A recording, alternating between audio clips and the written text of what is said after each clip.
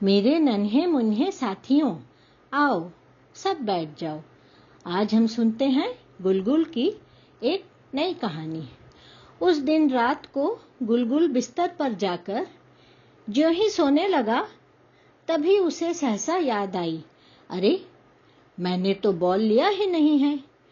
फौरन गिल्लू उठकर अपना बॉल एक बड़े से बैग में डालकर एक बार फिर से बैग का अच्छी तरह मुआयना करके देखने लगा।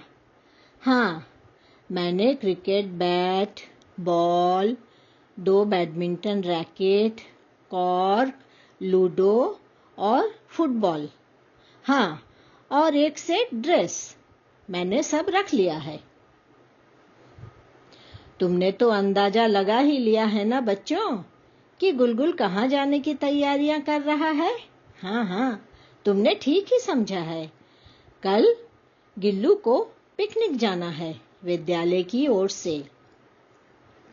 क्यों, पिकनिक के नाम से सब उछल पड़े हो ना? तो अगले दिन मैं तुम लोगों से तुम्हारे स्कूल की पिकनिक की कहानी सुनूंगी, ठीक है? अपने खेल कूद के सारे सामान बैग में रखकर इधर गिल्लू इत्मीनान से सोने चला गया,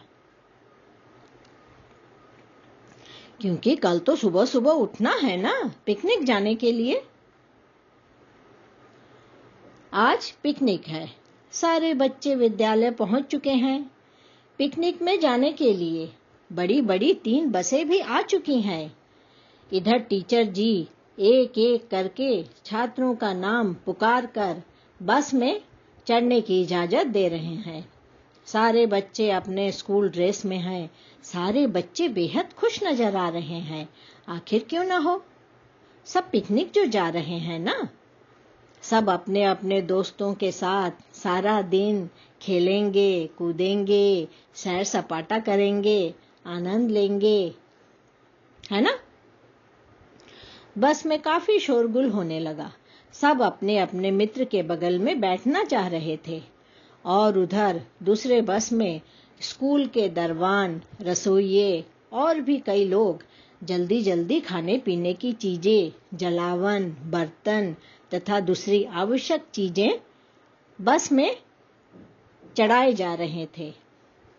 निश्चित समय पर हेडमास्टर, सारे शिक्षक छात्रों को लेकर एक के बाद एक तीनों बसें रवाना हुई। जैसे ही बस रवाना हुई, सारे बच्चे खुशी के मारे चिल्ला उठे। जैसे ही बस रवाना हुई, सारे बच्चे खुशी के मारे चिल्ला उठे। बस में जोर जोर से गाना बज रहा था। चारों ओर खुशी का माहौल था। इसी तरह 2 घंटे में हल्ला करते हुए बस अपने गंतव्य स्थान यानी कि पिकनिक स्पॉट पर पहुंच गई। अब सारे बच्चे, हेडमास्टर तथा सारे शिक्षक गण एक साथ बैठकर नाश्ते में गरम गरम पकौड़ियाँ, जलेबियाँ तथा गरम गरम चाय का आनंद ले रहे थे। इस कड़ाके की सर्दी में अदरक वाली गरम गरम चाय बेहद अच्छी लग रही थी सबको। अब सारे शिक्षक बच्चों को हिदायत देने लगे कि सब एक दूसरे का ख्याल रखना, कोई अधिक दूर मत जाना, सब यहीं पर आस-पास ही खेलो। अब सारे बच्चे खेलने में मशगूल हो गए। एक दल क्रिकेट खेलने लगा, दूसरा दल फुटबॉल खेलने लगा। कुछ छात्र बैडमिंटन खेल रहे थे, तो कुछ आलसी छात्र बैठकर या तो लूडो खेल रहे थे या फिर गप्पे मारकर अपना समय काट रहे थे। इधर रसोइये महोदय भी अपने सहकर्मियों के साथ जोर शोर से खाना बनाने में जुटे हुए थे। कोई जल्दी जल्दी सब्जी काट रहा था तो कोई पूड़ी बेलने में व्यस्त था। पकवान की खुशबू से चारों ओर महक रही थी। क्यों बच्चों, मुंह में पानी आ रहा है ना? बस फिर क्या था, दोपहर भी हो चली थी, खाने का वक्त भी हो गया था। सारे बच्चे पंक्ति में बैठ गए बड़ी शालीनता के साथ, क्योंकि आज तो हेडमास्टर तथा शिक्षकगण भी एक ही पंक्ति में बैठे थे खाना खाने। भोजन तो स्वादिष्ट था ही, सबने डटकर खाना खाया। खाना खाने के बाद गुलगुल तथा उसके कुछ मित्रों ने टीचर जी से इजाजत मांगी कि हम कुछ देर आसपास घूमने जाना चाहते हैं। टीचर जी ने कहा, ठीक है जाओ, मगर आसपास ही रहना, अधिक दूर नहीं जाना। गुलगुल तथा उसके 5-6 मित्र सैर के लिए निकल पड़े। इधर आगे की कहानी सुनो मेरे साथियों। एक साथ इधर उधर देखते हुए वे 6 मित्र एक साथ चले जा रहे थे कि अचानक गुलगुल के मित्र हर्ष की नजर कुछ दूर बहती हुई एक तालाब पर पड़ी। वह चिल्ला उठा, अरे अरे देखो, अरे अरे देखो, आगे तो तालाब है, चलो चलो हम तालाब तक जाते हैं, चलो चलो ना हम तालाब तक जाते हैं। और कुछ ही देर में वे सारे मित्र तालाब के किनारे पहुंच गए। पहुंचते ही उन्होंने देखा कि बिल्कुल तालाब के किनारे एक जलेबी का पेड़ पके पके जलेबियों से भरा था। यह दृश्य देखते ही सारे बच्चे उछल पड़े। गुलगुल के मना करने पर भी 2 मित्र जल्दी जल्दी पेड़ पर चढ़ने लगे। फटाफट वे दोनों काफी सारी जलेबियां तोड़ तोड़ कर नीचे फेंकने लगे। अब जैसे ही वे पेड़ से उतरने लगे, एक मित्र का पांव हठात ही फिसला। अब जैसे ही वे पेड़ से उतरने लगे, एक मित्र का पांव हठात ही फिसला और वो सीधा तालाब के पानी में गिर पड़ा, जोरों की आवाज के साथ। इधर यह दृश्य देखकर बाकी सारे बच्चे डर गए। वे जोर जोर से चिल्लाने लगे। एक मित्र दौड़ने लगा टीचर जी को खबर देने के लिए।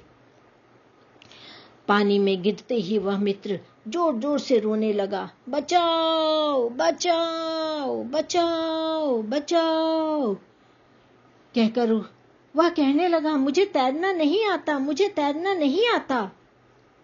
जाड़े का मौसम था, पानी भी बेहद ठंड थी। इधर सारे बच्चे डर से भयभीत थे। इधर गुलगुल तो निडर और साहसी था ही। गुलगुल ने अपनी परवाह किए बिना ही नदी में छलांग लगा दी। गुलगुल जल्दी जल्दी पानी में तैरने लगा। इतने में ही हेडमास्टर तथा सारे शिक्षक तथा पिकनिक में आए सारे सदस्य नदी किनारे पहुंच चुके थे। किसी को समझ नहीं आ रहा था कि वे क्या करे और क्या ना करे। इधर गुलगुल जल्दी जल्दी तैर कर अपने दोस्त की रक्षा करना चाह रहा था, लेकिन उसके दोस्त उससे काफी दूर निकल चुका था।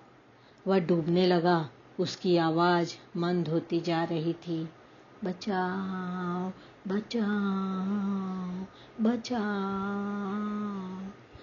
तालाब के किनारे सब खड़े होकर डर के मारे यह अनहोनी घटना को देख रहे थे।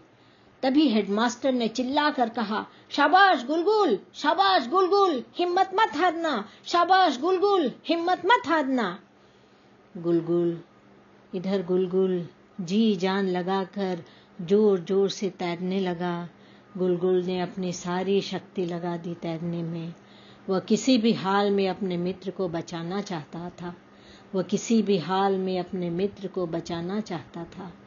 इसी तरह करीब 5 मिनट लगातार जी जान लगाकर तैरते हुए गुलगुल अपने दोस्त के करीब पहुंचा।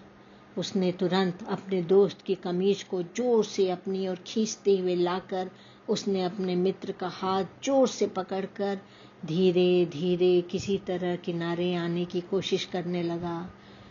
चूंकि वह बहुत हांफ चुका था, उससे तैरना नहीं जा रहा था, लेकिन फिर भी गिल्लू ने हिम्मत नहीं हारी। इधर सारे बच्चे दिल थामकर यह भयावह दृश्य देख रहे थे। गिल्लू से अब तैरा नहीं जा रहा था। उसकी सारी शक्ति खत्म हो चुकी थी। वह हांफने लगा। उसने अपने मित्र को जोर से पकड़े हुए था, लेकिन उसे लग रहा था कि किसी भी क्षण उसका मित्र उससे छूट जाएगा। नदी के किनारे भीड़ लगी हुई थी। सारे बच्चे रो रहे थे, लेकिन गुलगुल ने हिम्मत नहीं हारी। गुलगुल किसी तरह अपने आप को बचाता हुआ पानी में घसीटकर अपने मित्र को नदी के तट तक आखिर ले ही आया। सब चिल्लाने लगे। डूबे हुए बालक को जल्दी जल्दी से पीठ के बल लिटा दिया गया तथा शिक्षक उसके पेट पर दबाव डालकर उसके मुंह से पानी निकाल रहे थे। वह काफी पानी पी चुका था एवं बेहोशी की हालत में पड़ा हुआ था। इधर गुलगुल भी कुछ हद तक पानी पी चुका था एवं अर्धचेतना की अवस्था में था। गुलगुल के मुंह से भी कुछ हद तक पानी निकाला गया। काफी प्रयास एवं परिश्रम के बाद गुलगुल के मित्र को होश आई तथा गुलगुल भी स्वाभाविक अवस्था में आ गया। दोनों मित्रों ने अपने भीगे हुए कपड़े बदले। अब चारों ओर आनंद ही आनंद था। चारों ओर सब खुश थे। चारों ओर खुशी का माहौल था। सिर्फ आनंद ही आनंद था। सबने ईश्वर को मन ही मन धन्यवाद दिया। चलो, विपत्ति टली। हेडमास्टर, शिक्षकगण तथा उपस्थित सारे लोग पेट थपथपा कर गुलगुल को शाबाशी दे रहे थे। हेडमास्टर, शिक्षकगण सारे लोग गुलगुल को पीठ थपथपाकर गुलगुल को शाबाशी दे रहे थे। तभी हेडमास्टर जी ने ऐलान किया, आज की इस असीम बहादुरी के लिए हम गुलगुल को स्कूल में सम्मानित करेंगे। सब बच्चे, और इतना सुनते ही सब बच्चे जोर जोर से ताली बजाने लगे। स्थिति को सामान्य करते हुए हेडमास्टर जी ने कहा, चलो, बहुत बड़ी एक विपदा कटी। अब सारे बच्चे खुश हो जाओ। चलो, हम सुनेंगे अब पिकनिक के ऊपर एक कविता सुनाओ। सब बच्चों की ओर देखते हुए हेडमास्टर जी पुनः कहने लगे, कौन सुनाएगा, कौन सुनाएगा पिकनिक के ऊपर कविता, कौन सुनाएगा? तभी बच्चों सब ने देखा गुलगुल आगे आकर कविता सुनाने लगा। हम बच्चों ने आग जलाई, धुआं उड़ा आसमान में। हम बच्चों ने आग जलाई, धुआं उड़ा आसमान में।